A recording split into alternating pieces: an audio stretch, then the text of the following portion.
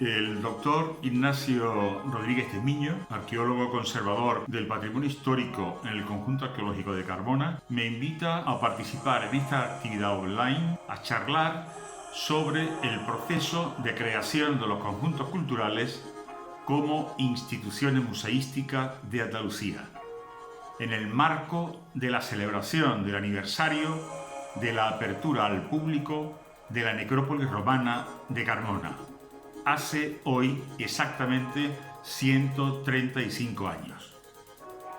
Precisamente en 1885, hace 135 años, Alfonso XII visitaba la entonces llamada Cueva de Menga, acordando su adquisición por el Estado y promoviendo una Real Orden para su declaración como Monumento Nacional en 1886.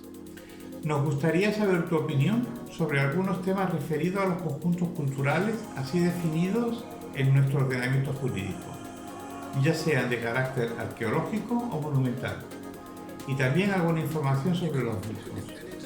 En primer lugar, comenzando por esto último, creo de interés que nos contases el porqué del singular nombre que tienen estas instituciones en Andalucía: conjuntos arqueológicos y monumentales.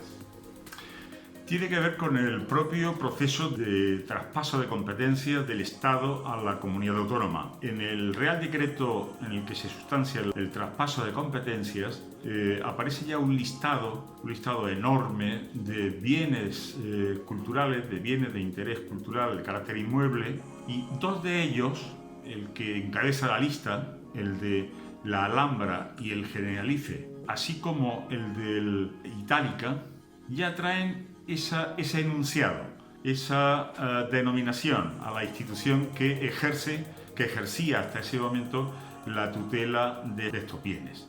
En el caso de la Alhambra y el Generalife, se está hablando permanentemente de un conjunto monumental que engloba la tutela, la valorización de una serie de bienes culturales como son monumentos y jardines. Los monumentos de Alhambra y Generalife y los jardines. En el caso de Itálica, que había tenido cierto desarrollo por parte tanto del Estado, del Ministerio de Cultura, como de la Diputación de Sevilla, ahí ya se habla claramente de conjunto arqueológico.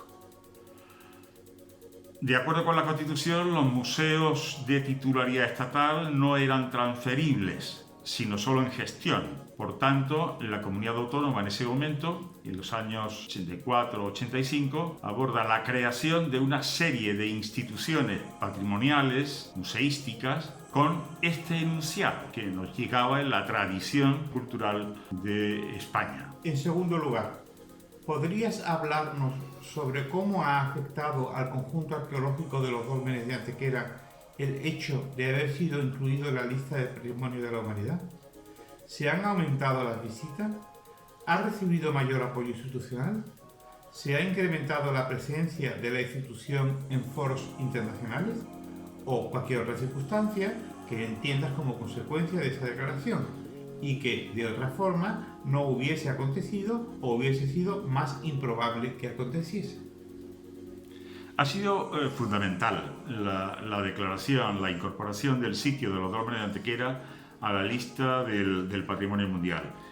En primer lugar, porque ha significado un cambio en la mirada de la ciudadanía de Antequera hacia las cuevas, hacia Menga, Viera y el Romeral, y esas nuevas relaciones para la población, como son la relación de Menga con la Peña de los Enamorados o el Tolo del Romeral con la Sierra del Torcal. El sitio de los dólmenes de Antequera lo conforman esos 5 bienes, porque mantienen una relación paisajística entre ellos.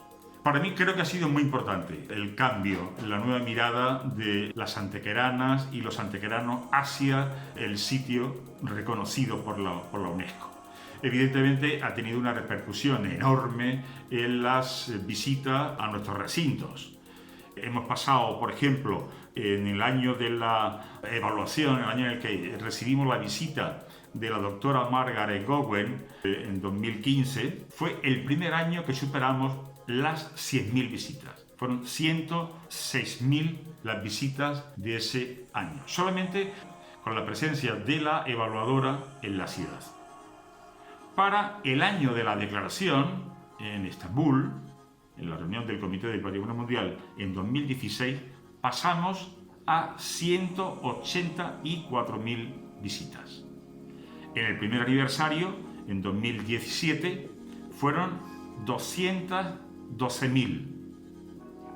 En el segundo, 213.000. Y en el tercero, 210.000 visitas. Por tanto, ha sido impresionante, espectacular el incremento de público a partir de ese reconocimiento, a partir de nuestra incorporación a la lista del Patrimonio Mundial. ¿Qué ha significado? Pues que el comité reunido en Estambul, en su decisión de incorporar al sitio a la lista, recomendaba al Reino de España, al Estado parte, la creación, en este caso por parte del Consejo de Gobierno de la Junta de Andalucía, que es la competente en el tema, la creación de un Consejo de Coordinación del sitio de los Dólmenes de Antequera, constituido por representantes de las administraciones y propietarios de los diferentes bienes culturales que lo integran. Todas las decisiones que afecten a la tutela y a la valorización del sitio se han de tomar en ese foro, un foro que preside nuestra consejera, la consejera de Cultura y Patrimonio Histórico, y en la que se integran representantes del Gobierno de España, de otras consejerías de la Junta de Andalucía, de la Diputación de Málaga, del Ayuntamiento de la ciudad, de la Universidad de Málaga, así como de la Real Academia de Nobles Artes de Antequera, y, como decía anteriormente, de los propietarios de algunos de los bienes que conforman el sitio, como por ejemplo los propietarios de la Peña de los Enamorados o del Cerro del Marimacho o los propios comuneros del polígono industrial. Y querría resaltar que en esa misma decisión en la que le recomienda al Estado parte, le recomienda la creación de ese órgano de conciliación, de coordinación de la gestión del sitio, le encomienda al conjunto arqueológico de los Dólmenes de Antequera representar al sitio y hacer el seguimiento de la gestión del mismo. O sea, se lo encomienda a la Junta de Andalucía, pero expresamente a una institución facultativa. Por último, ¿cómo ves el futuro de conjuntos arqueológicos y yacimientos visitables en general? Me refiero a que si crees que ante la temporal caída del turismo por efecto de la crisis sanitaria de la COVID-19, deberíamos aprovechar para reorientar nuestras actividades hacia nuevos sectores sociales o sectores que han estado quizás menos atendidos en los últimos tiempos, debido sobre todo a la presión turística. ¿O bien crees que debemos resistir este bache hasta que el turismo vuelva a recuperarse? Creo que efectivamente la crisis sanitaria va a provocar una profunda crisis económica y que nos va a afectar como sector cultural. Y por tanto creo que nos va a tocar un periodo para repensar las instituciones. Lo primero que vamos a acometer en cuanto que se reinicie la actividad institucional será la revisión del plan de gestión turística recién aprobado.